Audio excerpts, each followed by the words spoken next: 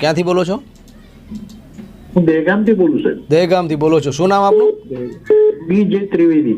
અરે વાહ ભૂદેવ, આજે તો મને આનંદ થઈ ગયો. જી હુકમ કરો, શું વાત કરશો આજે? તમે બે ભૂદેવો ચર્ચા કરો અને અમે સાંભળીએ. એ તો ઠીક છે, પણ આચાર્ય શ્રી રાજગોર સાહેબને મારે વિનંતી છે કે આ જે કહેવતો છે, જેમ કે અમારા ફાધર એવું કહેતા હતા કે ભાઈ શુકન એક દીવો છે, શુકન એક દીવો છે, શુકન જોઈને જ નીકળવું જોઈએ. અને એની એક કહેવત હતી કે વણ તિલે વિપ્ર મળે, લઈ માથે વિધવા, કાષ્ટ લઈ માથે વિધવા મળે, ઘી ગોર ને આટો લઈ મળે તો નિશ્ચય ખૂટ્યો કાર. જાણે આ કહેવત હું બોલ્યો પણ એ પદ્ધતિસરની નથી.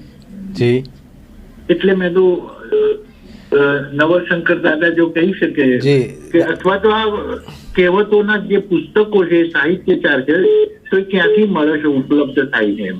જી દાદા, ખૂબ સરસ પ્રશ્ન છે. અને આપણે એમ એક કહેવત પણ કહેવામાં આવતી કે રાજા વાંજીયો હોય ને જતો હોય તો સામેથી એક મહિલા આવતી હતી, એમ કે આજે મારો દિવસ બગડશે. તો આ ઘણીવાર એનો અર્થનો અનર્થ, જી એનો અર્થનો અનર્થ પણ થતો.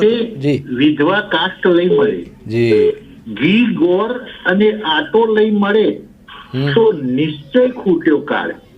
આ ત્રણેય સકનો જો એક સાથે થાય તો પાછા જ વળવું જોઈએ, નહીતર પાછા વળવાના ચાન્સ નથી મળતા એમ. નિશ્ચય ખૂટ્યો કાળ, નિશ્ચય ખૂટ્યો કાળ. શું કહેશો દાદા? સરસ વાત કરી છે ત્રિવેદી સાહેબે. ત્રિવેદી સાહેબે સુંદર વાત કરી, બહુ સરસ એમણે વાત કરી છે. શુકન ની વાત કરી, એટલે શુકન જોઈને સંચરવું એવું આપણે ત્યાં વાક્ય છે. કોઈ પણ ક્યાંય પણ પ્રસ્થાન કરતા હોઈએ, પ્રયાણ કરતા હોઈએ, ક્યાંય પણ જતા હોય તો શુકન જોઈને સંચરવું. પણ એમાં ઘણીવાર ડર પણ આવી જતો હોય છે આચાર્યજી. ઘણીવાર આવી બધી કહેવતો હોય છે, એ આપણે કહી શકીએ કે બિલી આપણે આડી ફરે અને એ જે છે, પણ એની અંદર આપણે એ અર્થનો અનર્થ થઈ જતો હોય છે ઘણીવાર. કારણ કે આ એક ચેતવા માટે પણ હોય છે. ઘણીવાર આપણે ચેતવું જરૂરી છે, પણ એ જો ભય બની જાય, એ એક ભય બની જાય તો એ કેટલા માઠા પરિણામ લાવે છે. કારણ કે આ બધી કહેવતો ક્યાંક ને ક્યાંક જાણે કે જેમ આપણે ઝંઝોડે છે, ચેતવે છે, એમ આપણી આ બધા નિશાનો જે છે એ ચેતવતા હોય છે. પણ જો એનાથી આપણે ડરી જઈએ ને ખોટો અર્થ લઈએ તો એના માઠા પરિણામ. જી આ તો સામાન્ય આ એક જાણવા માટે. અત્યારે તો હવે શકનનો જમાનો નથી રહ્યો, બહુ રોકેટ યુગ આવી ગયો છે.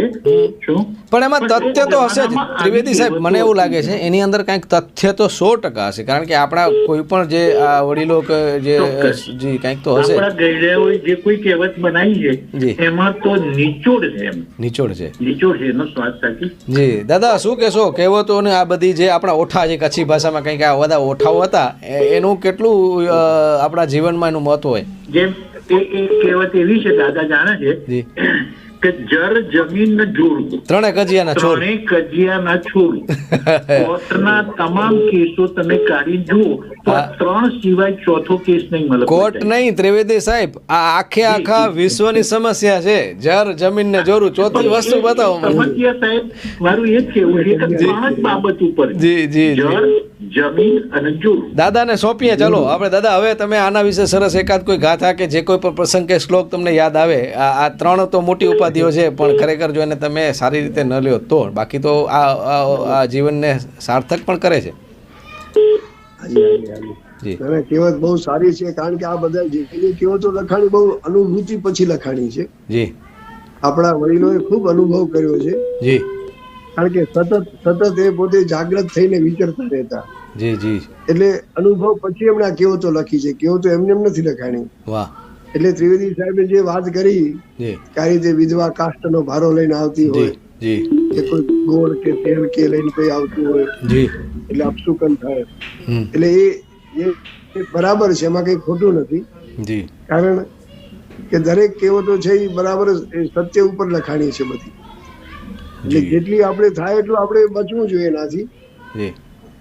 બાકી તો વિધવા તો પૂજીએ છીએ આમ તો વિધવા છે એ ગંગા સમાન ગંગા સમાન અને ગંગા સ્વરૂપ જ કહે છે આપણા માટે. જી જી, ગંગા સ્વરૂપ ગંગા સ્વરૂપ અને સફેદ વસ્ત્રો છે, સફેદ સત્વગુણ નું પ્રતીક છે સફેદ. વાહ. જો મિત્રો મેં તમને કહ્યું ને કે આવા આચાર્યો સાથે મળશું ને એટલે એ કહેવતો ક્યાંક જો આપણે આડે પાટે ચડાવતી હશે ને જો એનું ખરેખર જો આવી રીતે જો આપણે બોધ મળશે એટલે આ એક એમણે બહુ જ સરસ વાત કે આખી નેગેટિવને પોઝિટિવિટીમાં લઈ ગયા આચાર્યજી. નિદા ભાસલીનો એક શેર, ત્યારબાદ એક દર્શકને જી, ઘર સે બહોત મસ્જિદે દૂર ચલો કિસી રોતે હુએ બચ્ચે કો હસાયા જાય. મિત્રો બસ આસપાસ આપણે શું કરીએ છીએ એના ઉપર આખું જીવન નિર્ભર હોય છે.